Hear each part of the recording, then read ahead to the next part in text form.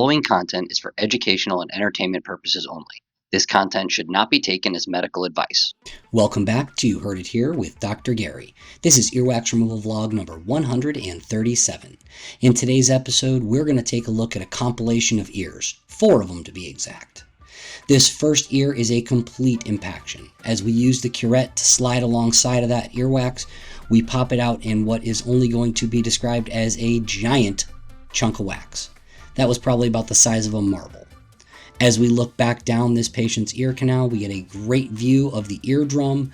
The patient reported instantaneous improvement in the fullness in their ears and restored hearing. Now the other side you can see is not nearly as impacted.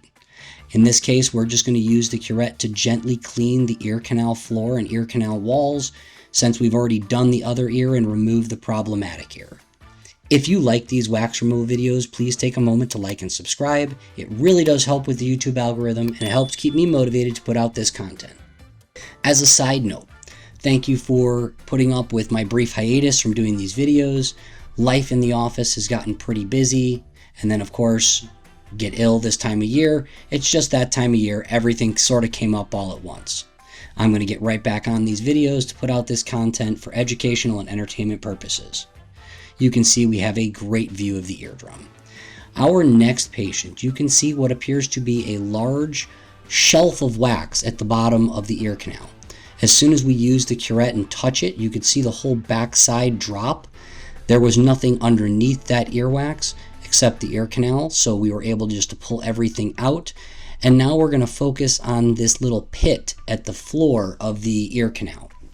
This little pit is actually helping to collect wax and hold it in place, making the patient build up wax faster than you would otherwise expect.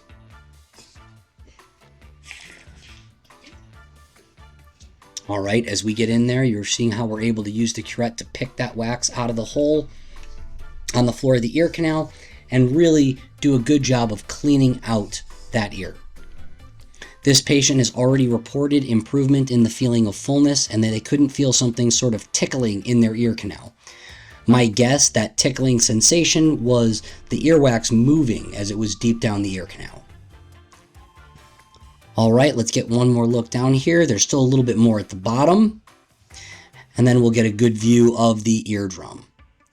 Again, if you like these wax removal videos, please take a moment to like and subscribe. It really does help with the YouTube algorithm. And now our final ear in this compilation is another complete impaction. As we use the curette to start to get behind this earwax, you could see how hard and dry that earwax was. It all came out in that large chunk. Let's see what this looks like as we look back down the ear canal. There is still a little bit that needs to be cleaned up, mostly dry, flaky skin. However, we do have a great view of the eardrum. The patient was asked to Valsalva, filling their ear with air, making their ears quote-unquote pop. They were able to do so, and they reported significant improvement. Thank you for watching. I look forward to seeing you in the next video.